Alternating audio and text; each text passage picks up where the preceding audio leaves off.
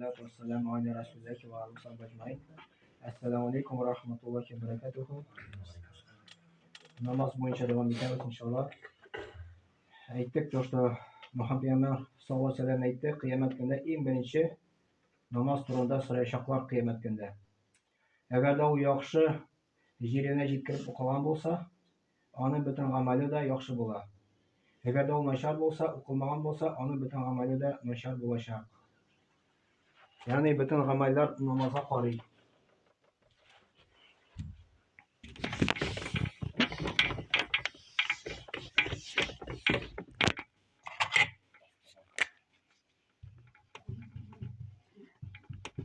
Kişi namaza neydi iktibar bile.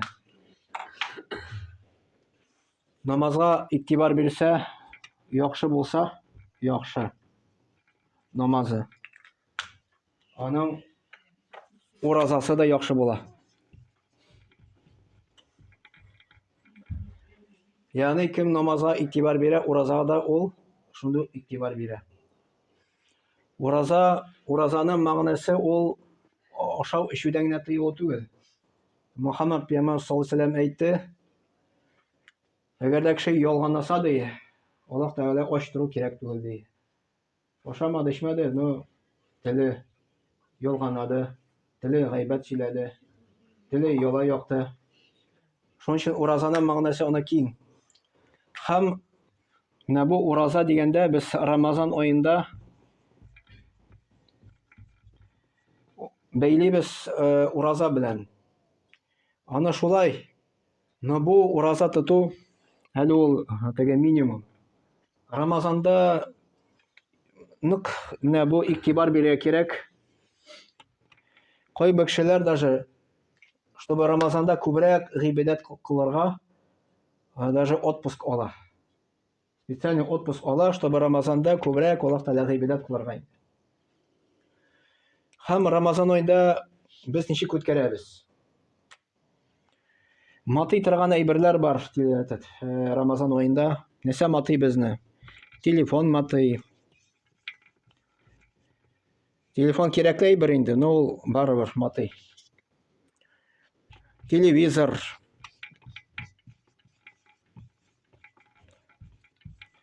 Kim ömür boyu irengen televizor kararga Ramazanda da karayın.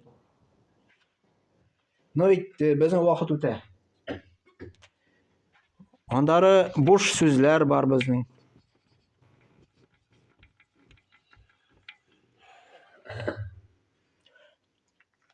Onları bizning dörtünçisi işler var. Türlü işler var. No, ne diye işler? Mesela kimdir işe barayken, ol, конечно, не должен ol işe bara. Ol barağıtı iş indi. Ana toxtab bulmay. Потому что акча эшли, семьяны ошата һәм башка инде. Но кай бер өйдә дә эшләр бар, кай бер эштән туктасан да була. Бераз туктап торсан да була кай бер эшләрдән инде. Шушы эшләрне Рамазан үткәч тә эшләргә була. Әнәсе күбрәк Рамазан айда күбрәк эшләргә кирәк суны. Kim namaz укымый, беренче намазга басарга тырыша тиеш. 5 намаз менә бар. 5 namaz farz. Самое главное шушы кирәк. Самое главное шушы. Менә шушы 5 вакыт намаз син 20 рәкат таравих укыйсың. 5 даже бер намазга да тиң була алмый. Иртәнге намаз 2 рәкат. 5 минут укыла. Таравих 1 саат укыла. Шушы таравихны 20 рәкатны салсан, учаның бер ягына. 2 рәкат иртәнге намазны салсан, 2 рәкат иртәнге намазны баса. Авырлыгы белән баса, савабы белән баса, әҗире белән баса. Син миллион рәкат таравихны укы, но син 1-2 рәкат иртәнге намазы белән берничек тә тиң була алмый. Берничек тә. Шуның өчен менә шушы 5 вакыт намазга иң беренче игътибар бирә кирәк.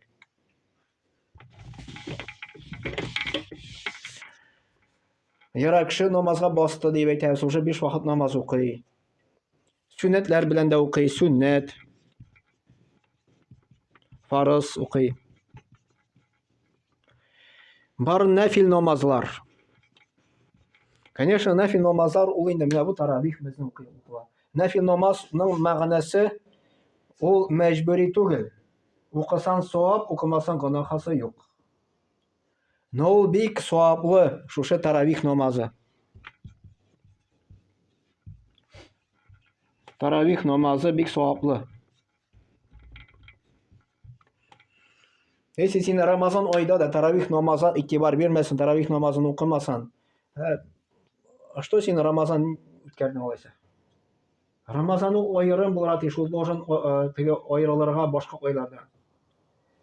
Әйттек, таравих намазы укырга була. Андары төнге намаз укысаң була. Ул тәһәҗҗүд намазы дип атала.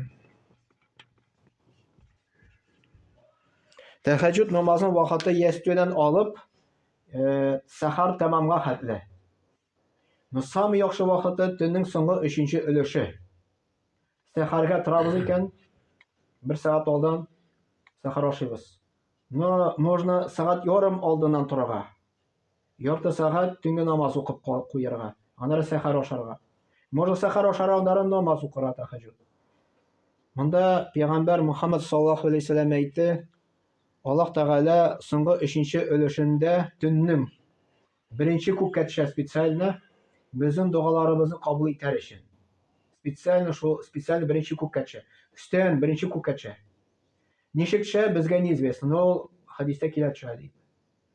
Шул вакытта 2 рәкәт намаз укып, сәҗдәдә Аллаһ Тәгаләдән сорасаң, ихтималы күбрәк дуага җавап килүне ихтималы күбрәк шушы вакытта. Көн сайын шуны укысаң, тагын да яхшы. Көн сайын мәшә 2 рәкәт укысаң, мәсәлән, 2 укыдың, яттың. 2 укыдың, тагын яттың, аннары менә шулай көн сайын, төн сайын. Тәһәҗҗүд намазы. Аннары игътибар бирергә була Коръән уку. Бу Коръән ае. Аллаһ Тәгалә әйтә, Рамазан ае ди, шушы айда Коръән иңде ди. Шул сәбәпле Коръәнгә игътибар бирергә кирәк, күбрәк Коръән укырга кирәк. Элекке заманда яшәгән кешеләр булганнар. То есть, вообще Коръән рекомендуется хотя бы 1 тапкыр Рамазан аенда укып чыгарга. Кем укый белә инде. Кем укый белми, әзрәк булса да, хотя бы ни дугалар булса да инде. Можно Коръәнне 2 тапкыр укып чыгарга Рамазан аенда. 3 тапкыр укып чыгучылар бар, 5 тапкыр укып чыгучылар бар. Даже кайбер китапларда китерелә, Имам Аш-Шафиғи һәм шулай ук Имам Абу Ханифа Рамазан аенда 60 тапкыр Коръән укып чыкканнар. Көненә 2 тапкыр. Аллаһ Тәгалә аларга бәрәкәтен биргән. Күп чыгалганнар. Әйтәләр, мөмкин дә андыйлар бар дип. Укып чыгучылар. Но икенче мәсьәлә бар, Коръәнгә игътибар бирү дигәндә,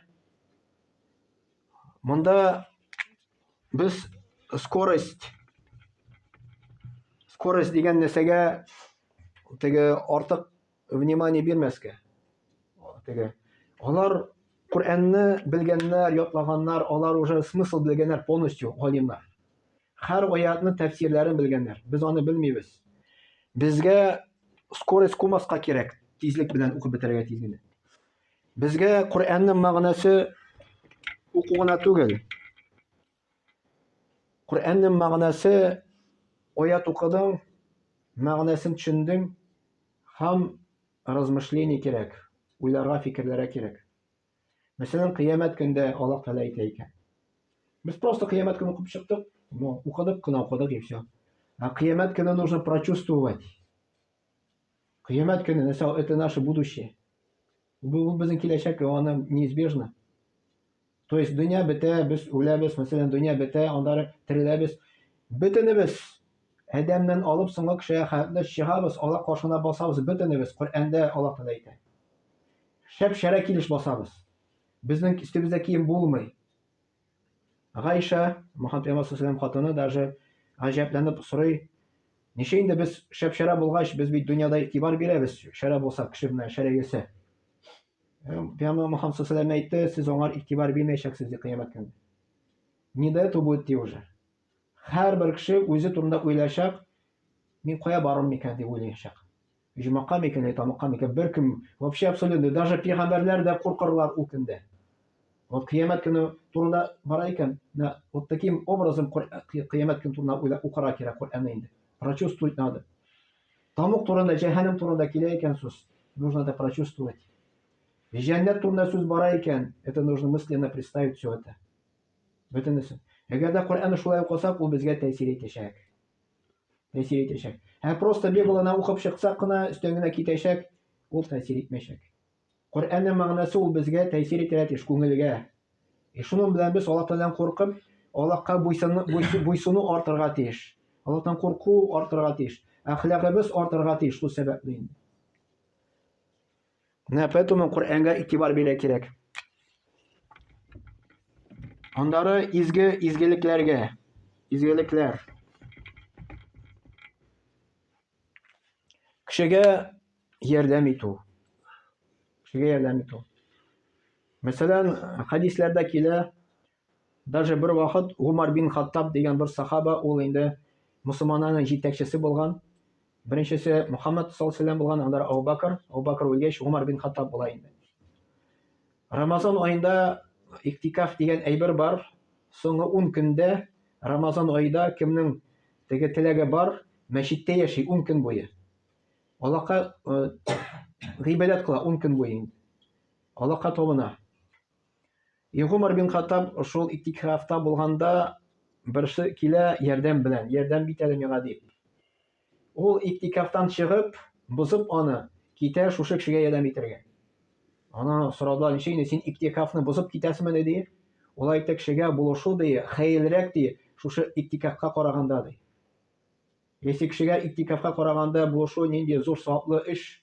Иктикафның савабы бик күп, а бу моның тагында савабы күбрәк икән. Кешегә ярдәм итү. Аннары садака буенча. Мөхәммәд пәйгамбәр саллаллаһу алейһи ва саллям Рамазан вообще ул бик юмарт булган. Рамазан аенда тагын да юмартрак булган. Садака мәгънә киң. Ул не только акча белән бирү. Бер кешегә ярдәм итү ул садака санала. Бер кешегә елмаю ул садака санала. Субханаллахи дип әйтү садака, әлхәмдүлиллаһи дип әйтү садака санала. Поэтому садаканың мәгънәсе киң.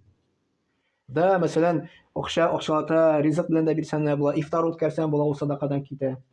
Даже ифтарга син ризык әзерләп монда китерәсең, бензин күпмедер китә, анысы да садака языла.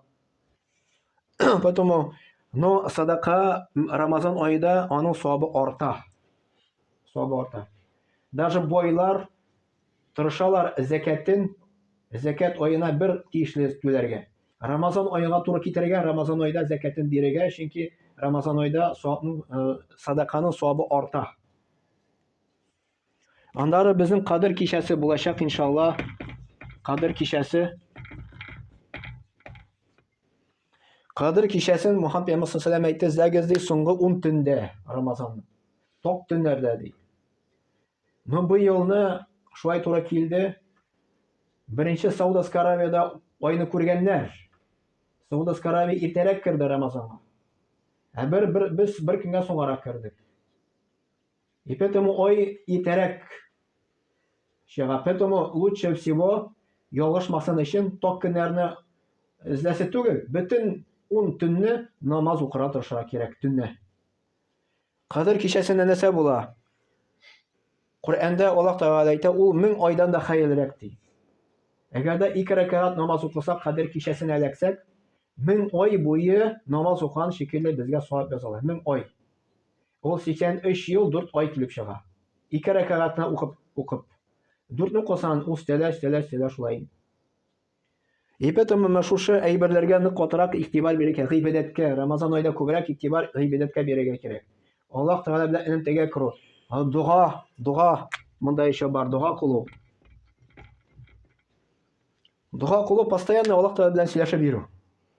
Постоянно Аллаһ Тәгаләдән сорап. Любой бөтен мелочны да мелочей полностью Аллаһтан сорап йөрергә кирәк, постоянно. Сорасан да даже җавап килмәсә, аңа савап була.